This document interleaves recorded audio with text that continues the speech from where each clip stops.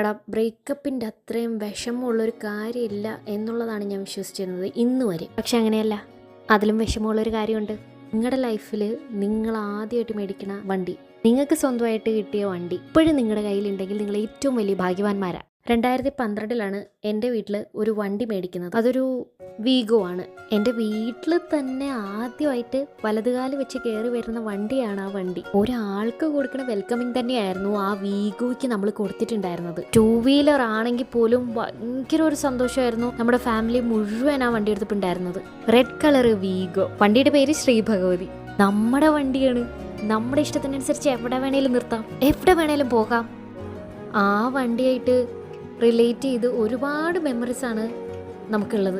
ആ വണ്ടി നമ്മുടെ വീട്ടിൽ നിന്ന് പോവുകയാണ്, ആ വണ്ടി നമ്മുടെ വീടിൻ്റെ ഒരു ഭാഗമല്ല എന്നൊക്കെ ആലോചിച്ചപ്പോൾ ഉണ്ടല്ലോ, എനിക്ക് ഭയങ്കരമായിട്ട് വിഷമായി. ഇത് കൊടുത്താലോ എന്നൊരു പ്ലാനിങ് ഒക്കെ വന്നപ്പോൾ ചിലപ്പോൾ ചില ആൾക്കാർക്ക് തോന്നും വണ്ടിയായിട്ട് കണ്ടാൽ പോരെ, ജീവനൊന്നും ഇല്ലല്ലോ, മെഷീനല്ലേ എന്ന്. പക്ഷേ എന്തോ അറിയില്ല, ഈ ഫസ്റ്റ് വണ്ടി എന്ന് പറയുന്ന ഒരു സാധനം ഉണ്ടല്ലോ, ആ ഒരു ഇമോഷൻ, അത് വേറൊരു തരം ഫീലാണ്. സോ ഫൈനലി നമ്മളിപ്പോൾ തീരുമാനം എടുത്തു, വണ്ടി നമ്മളിപ്പോൾ കൊടുക്കുന്നില്ലെന്ന്.